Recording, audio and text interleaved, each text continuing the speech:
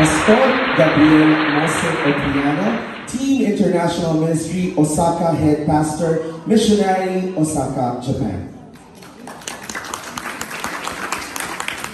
Okay, manatinig po kayo at ang aking may pamamaraan kasama ang lahat ng nababasa dito ang araw ng narito.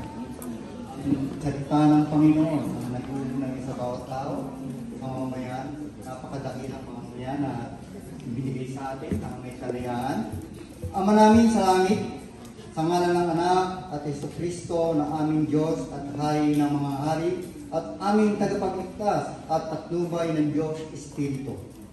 Salamat po dakilang kalayaan ng aming bansa at sa mga bayaning Pilipino. Muli natin lahat ay lumingon at alalahanin ang mga bayaning magigiting, matapang, matapat na ipaglaban, ipagtanggol ang lupang hinirang.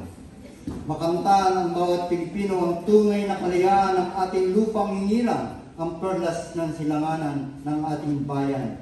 Maligayang kaarawan, 126 na taon, araw ng Karinlan.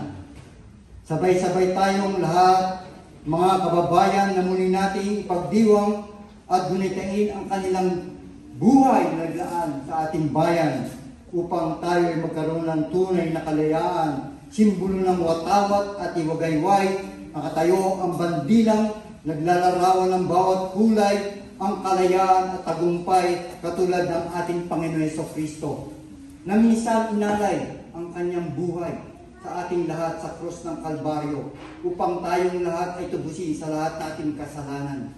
Ang dakilang regalo ng buhay na walang hanggan na ipinangako ng bawat taong kanyang nilikha na may hininga na matanggap natin lahat ang maligayang kalayaan at kaligtasan ng bawat kaluluwa. Lahat po tayo ay konting oras ay sumunod sa konting panalangin na ito na nag-uugnay sa ating mga kaluluwa. Hindi lang po ang kalayaan ng ating mga pisikal o ating bayan. Napaka-importante po ang kalayaan at buhay na walang hanggan na pinagkaloob ng Panginoon Jesucristo, ang buhay na walang hanggan. Ang buhay sa lupa ay maiksi lamang po. Tayo pong lahat ay buo at tayong manalangin. Sumabay sa aking panalangin. Panginoong Jesus Kristo, kami po ay humihingi ng kapatawaran sa lahat ng aming nagawang kasalanan noon, ngayon, at sa darating na panahon ng aming buhay.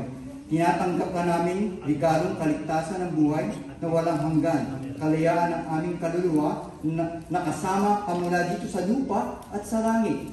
Sa pangalan ng buktong ng anak na Jesucristo. Amen and amen. Isigaw po natin ang kalayaan ng Pilipinas. Kalayaan ng Pilipinas.